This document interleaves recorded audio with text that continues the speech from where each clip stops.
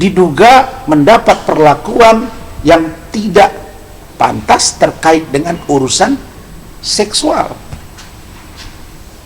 Dan Iklim Hakim itu berkomunikasi dengan saya. Saya bertemu di Grand Hyatt Hotel Bintang 5, bukan di emperan, bukan di pecel lele pinggir jalan. Bisa Hotman mengatakan bahwa Rasman menjalankan tugas advokat tidak dengan niat baik, tidak dengan iktikat baik. Ini Hotman ini pelapor atau ahli? Nah, ini kan semua mesti diuji di persidangan secara terbuka. Nah, jadi hal inilah yang membuat saya dan tim hukum menjadi sangat marah ketika hakim mengatakan bahwa sidang tertutup. Artinya kalau tertutup, kalian tidak boleh masuk. Jangankan kalian, pengunjung pun nggak boleh masuk, kecuali yang terkait dengan perkara atau tim hukum. Sementara dalam penegakan hukum tidak boleh ada dua putusan yang berbeda dalam satu pokok perkara. Ketua Majelis Boru Tambunan ini sudah memutuskan dan disepakati bersama kami bahwa sidang terbuka untuk umum dan boleh live. Tiba-tiba disuruh tertutup. Ya, kami heran. Pasal yang dilaporkan bukan urusan pornografi, bukan urusan porno aksi, bukan urusan anak di bawah umur.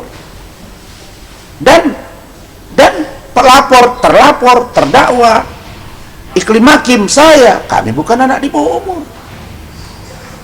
Kenapa harus tertutup? Kalau kita merujuk pada kasus Vina dan Eki, di samping pembunuhan ada pemerkosaan. Klien saya Suroto, saksi yang menemukan pertama kali almarhumah Vina dan Eki, itu bicara tentang vagina. Dalam vaginanya itu berdarah, ada yang dimasukkan benda ke dalam, itu diungkap, termasuk di persidangan. Dan justru yang tertutup itu adalah sidangnya sakatatal, karena sakatatal di bawah umur. Terus apa persoalan kalau mengungkap ini? Tidak logik kan? Baru kemudian kasus Verdi Sambo. Verdi Sambo, di samping dia membunuh Joshua dan anggotanya, juga istrinya mengaku dilecehkan secara seksual, dipaksa berhubungan badan. Itu juga diungkap dengan terang benderang di persidangan. Kenapa kok kasus ini tidak?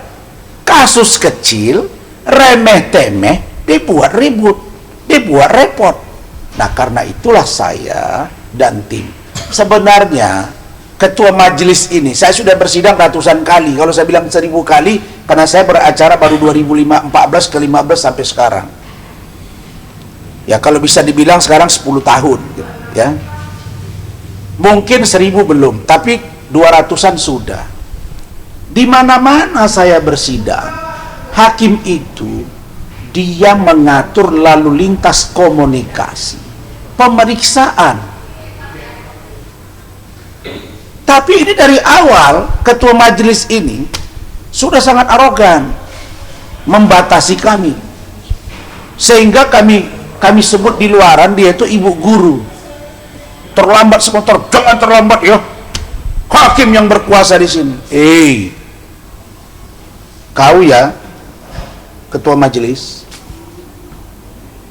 berkaca, apa tidak cukup wajah Mahkamah Agung sekarang dipermalukan dengan kasus Ronald Tanur? Apa tidak malu kalian ketika 2 minggu yang lalu sengaja saya copy pernyataan dari Bapak Ketua Mahkamah Agung yang baru, bahwa hakim harus berbenah. Apa kepentingan Anda? Kok Anda tidak memberikan ruang kepada kami untuk dibuka?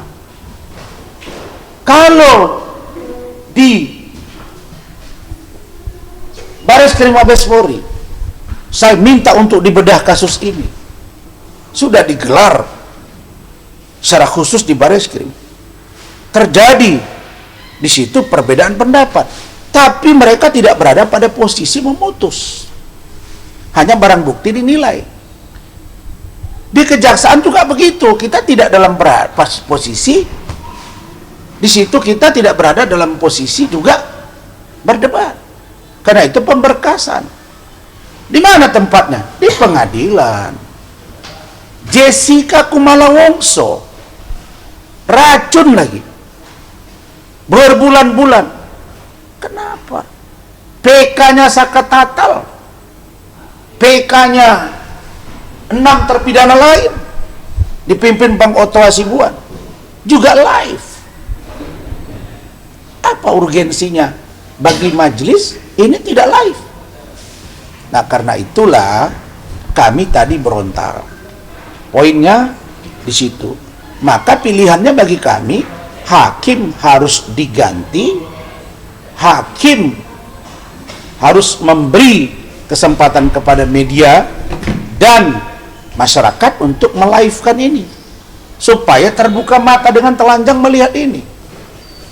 Yang terakhir, harus terbuka untuk umum.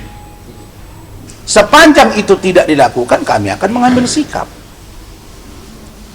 Jangan gertak-gertak kami seolah-olah dia punya kewenangan. Tahanlah, saya mau lihat. Emang saya takut apa? Dan kau tidak kebal hukum.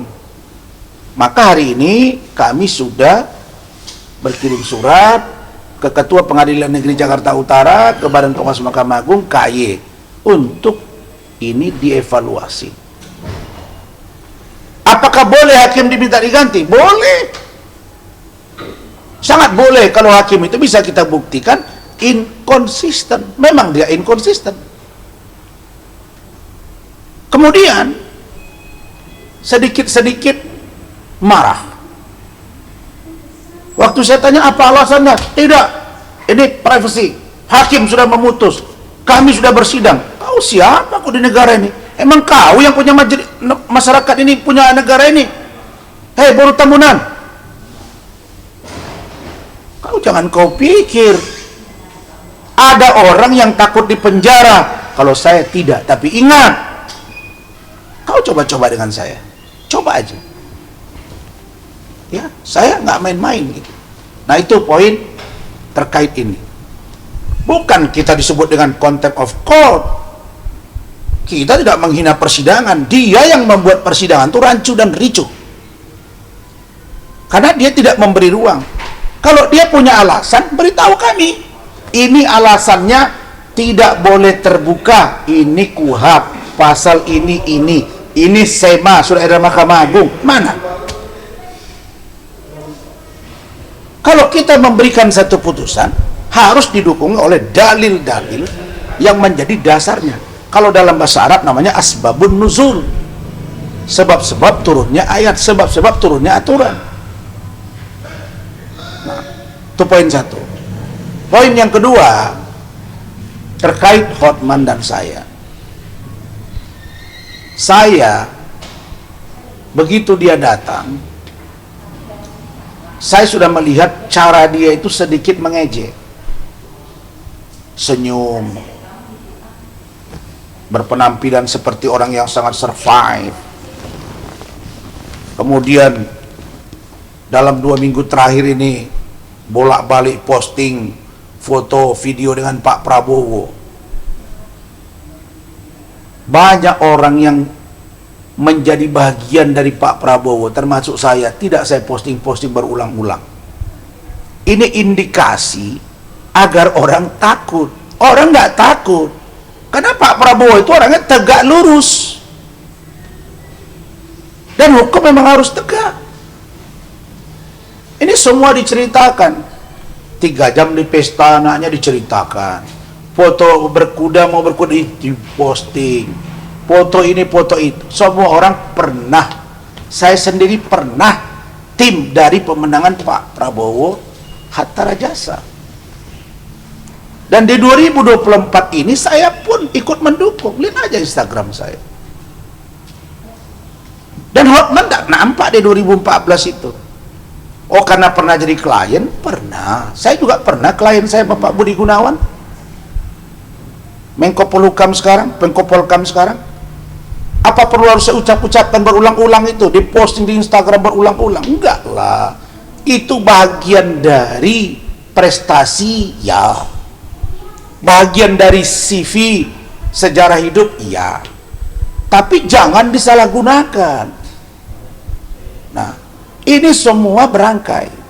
Nah, jadi ketika tadi itu sidang ditunda, ingat ya, sidang sudah ditunda, hakim sudah keluar, karena kami berontak, barulah saya mendatangi Hotman.